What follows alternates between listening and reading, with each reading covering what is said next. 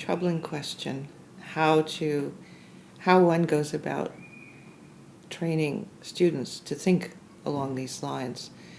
I think most young filmmakers want to be in an ethical relationship.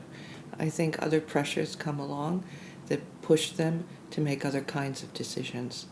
So I think if you're considering what to do when someone is young and yet to be molded, the impulse is a good one. It's not to be a hit and run kind of filmmaker. I was going to say journalist, but that's unfair to journalists. But that, get it fast, do it now. There's another agenda operating is not where I think most people who are attracted to documentary are coming from.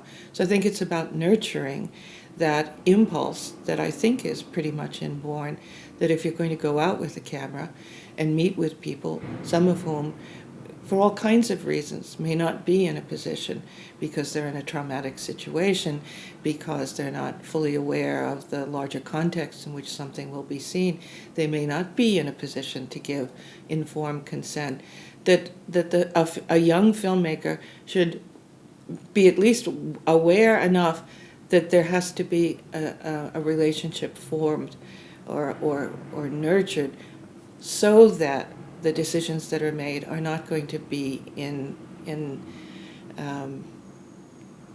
somehow opposition to the needs of the subject. And I think that's a reasonable thing to expect and to encourage. And then perhaps when other considerations, commercial or political or academic, intervene, that the filmmaker has a stronger sense of why it is they're doing what they're doing.